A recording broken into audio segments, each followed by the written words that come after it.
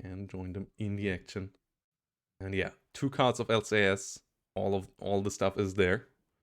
So let's freaking go. And yeah, here we go. On the left side, Tanner and P.uritanner. On the right side, Edwinfuor. And this is quite the interesting match, as we have 2 lakes. And yeah, we have a lot of helicopters already setting up there on the right side for Edwin. We have the lovely second infantry here on the right in red. Edwinfuor, one of our French players, coming in. What's on the left side? The German, who has shown a lot of good play over the last seasons. He hasn't won a tournament yet, as far as I know, but he brought Karma pretty close in WARNO League Season 1. He had some amazing matches with people like Leifens and so on so far as well, but never quite managing it all the way to the end. But yeah, Chaprals and so on coming in here. There are some Black Hawk helicopters being used as well. Whilst on the other side, obviously, yeah, the helicopter infantry will be quite numerous. And yeah, M1A1 versus Challenger will be interesting as well. But with only 4 Challengers in his deck, Edwinfuor might have some troubles here. Yeah, I think, in terms of tanks, I think they're still playing a pivotal role in the game. The meta may be, not quite the tank meta anymore, but I'm also very curious to see how these infantry and choppers are going to perform in this new patch as well, with obviously the changes to the damage that they take when the choppers are destroyed. Yeah, absolutely. As there are quite a number of guys around here. We have Rovers, we have Wombats, we have some Milan 2s as well. ATGMs have been buffed in their stress damage and in their flight speed, so they are a good bit more powerful. Fighting around them will be interesting. Yeah, Foxes need to be used on this map in my eyes. They are still really nice in the real line action, and it's really easy on this map also to get there. Like with 1 or 2 Foxes and forcing the enemy to move. The Cobra helicopters on the other side at least can do quite nicely against this, but this is for sure a really exciting match, as both of these divisions highly regarded by some of the top level players at the moment. I for sure know that Hippie has both of these divisions in S tier on his tier list. So let's see how this all plays out. I played myself quite a bit with infantry lately. It's so much stronger. This obviously also being a bit more of an infantry focused map, but there are some nice spots between Charlie, Delta, and Echo for tanks, and also in the north between Alpha, Foxtrot, and Charlie as well. Yeah, as ever from my point of view, it's just lovely to see a British division in the game.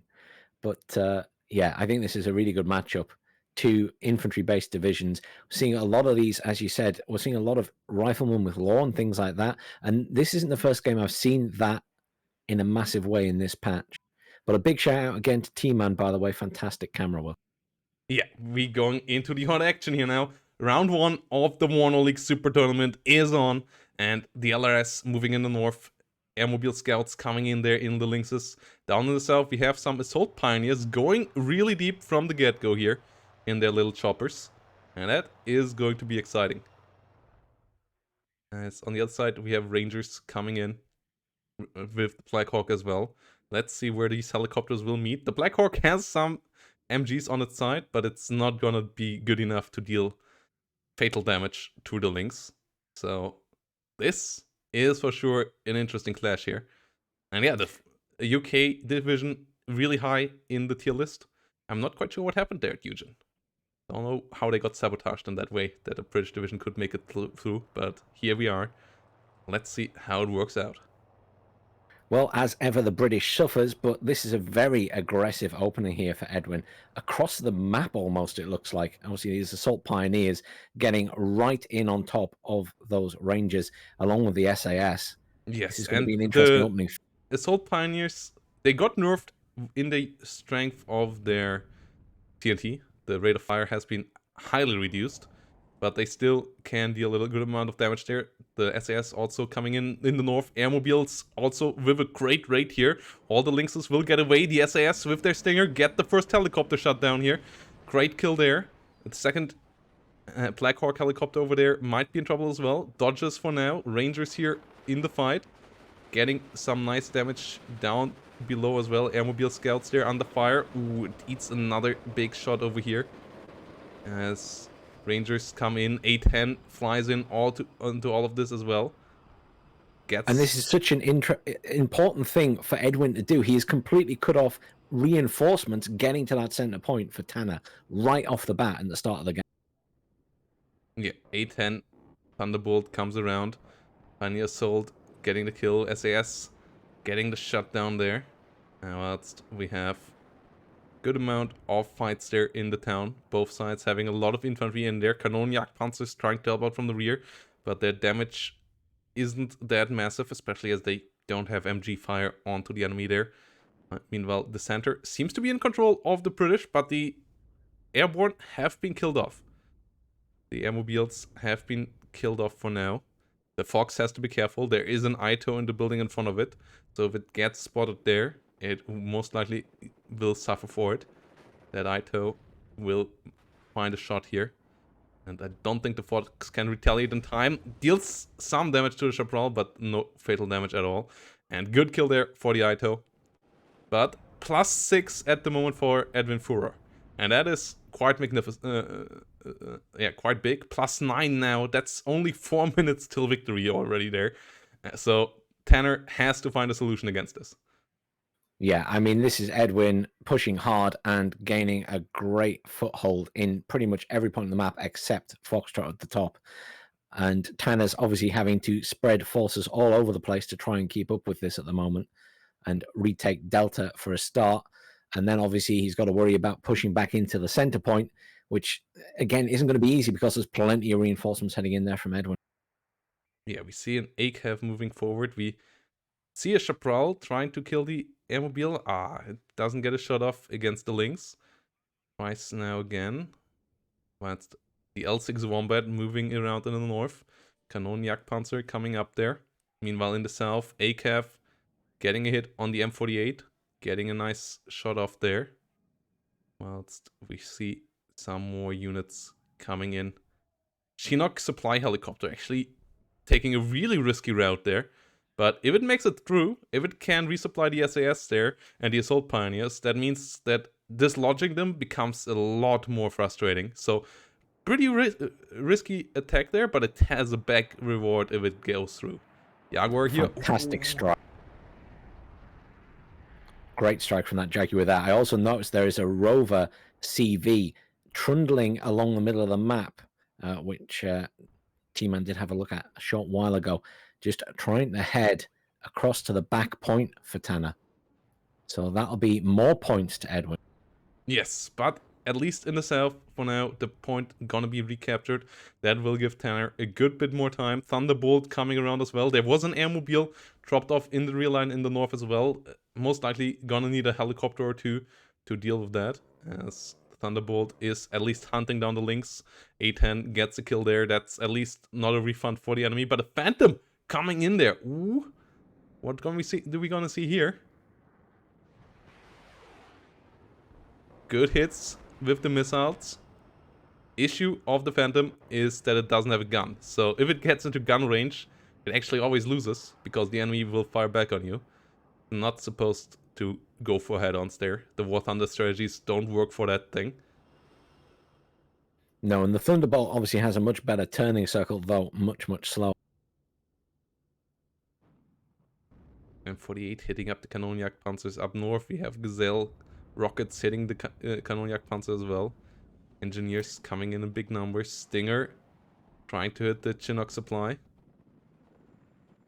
Tanner wants Edwin out at this point and is being as aggressive as he needs to be. He just needs to clear out all of these infantry.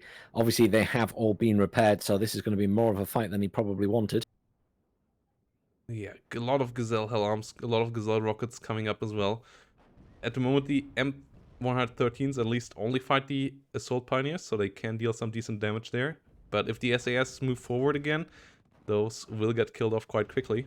Meanwhile, scouts in the south can't do anything about the Rover CP. The American scouts, that's one of the major weaknesses of the American Recon tab.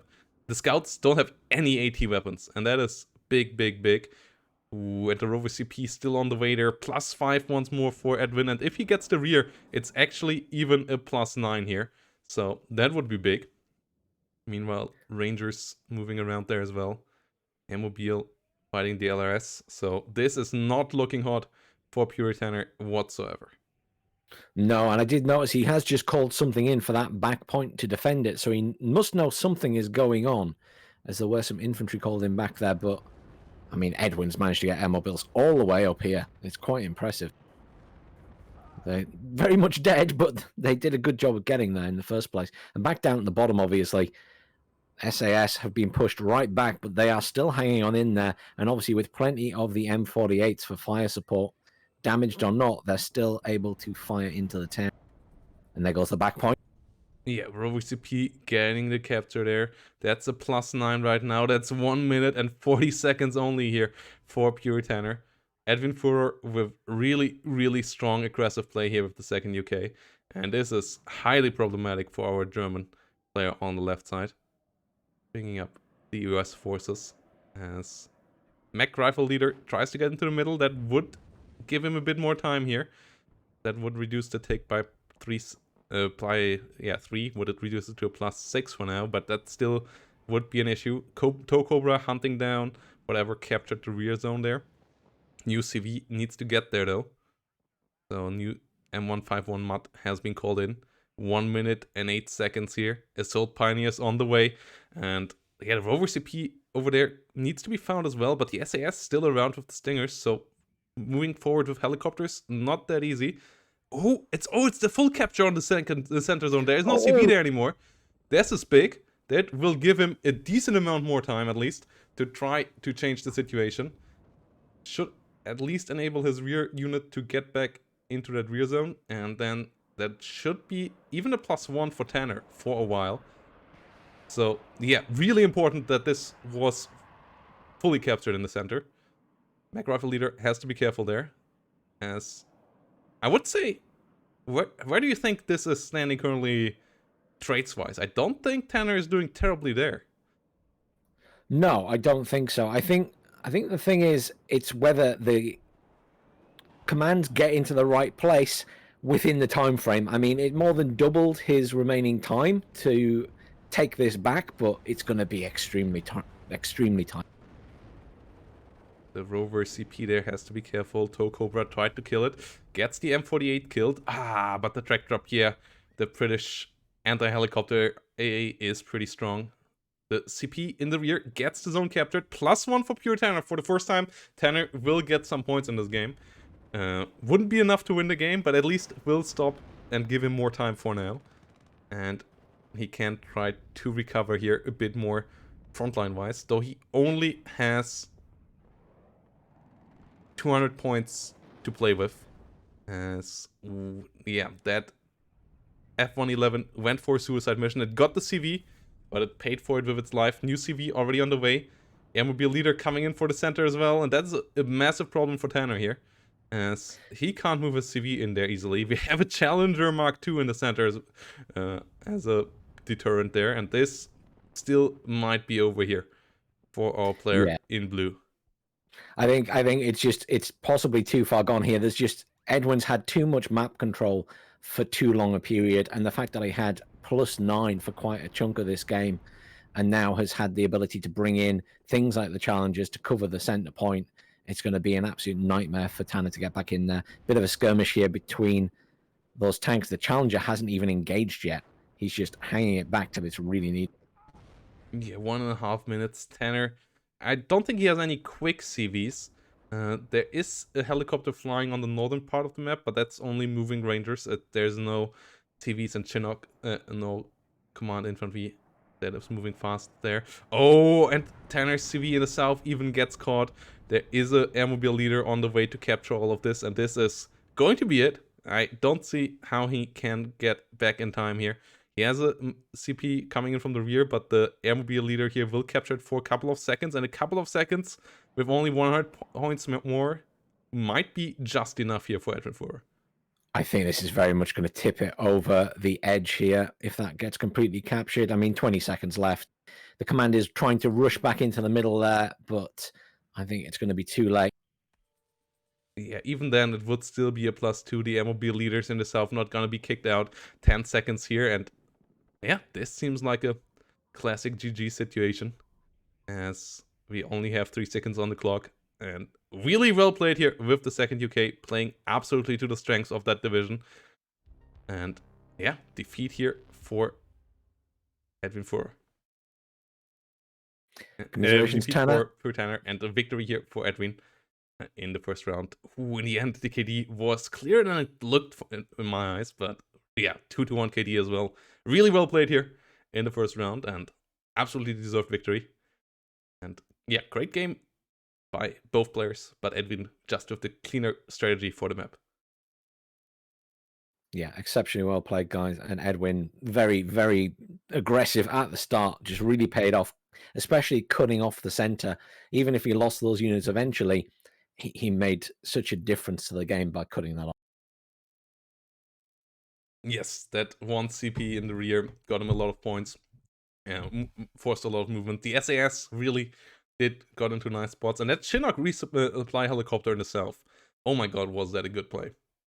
Oh, that was fantastic, because Tanner just never, ever quite managed to get rid of all those infantry. He killed most of them, but even at the end, there was a squad of SAS which had about 1 or 2 members left in it.